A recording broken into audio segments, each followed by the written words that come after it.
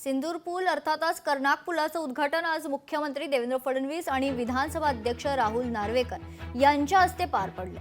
हा पूल आता वाहतुकीसाठी खुला करण्यात आलाय, त्यामुळे वाहतूक कोंडी टाळणं सोपं होणार आहे। याचाच आढावा घेतला आहे आमच्या प्रतिनिधी भाग्यश्री प्रधानीनं।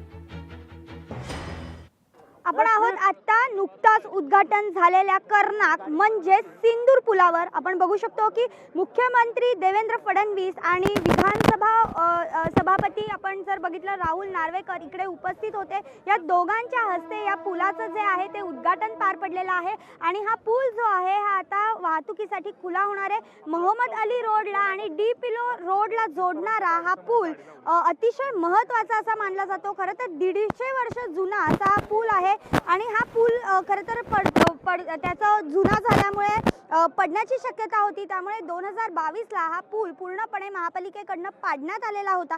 यासाठी मध्य रेल्वेची देखील परमिशन घेण्यात आलेली होती, कारण बाजूलाच मस्जिद बंदर स्टेशन आहे आणि त्याच्या खाली जे आहे त्या पूर्ण रूळ आहे त्याचे, त्यामुळे पूर्ण मध्य रेल्वे आणि महापालिका या दोन्ही मिळून हा पूल जो आहे तो तयार करण्यात आलेला आहे।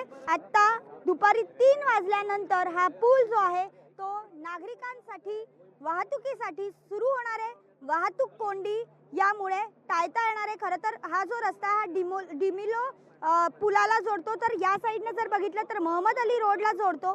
मात्र फ्रीवेवर जाण्यासाठी सुद्धा हा रस्ता जो आहे तो अत्यंत महत्त्वाचा असा ठरणार आहे। त्यामुळे आता 3 वाजल्यानंतर हा पूल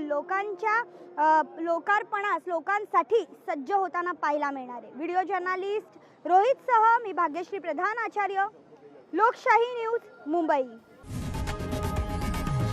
लोकशाही मराठी ऐका, पहा, जागरूक रहा।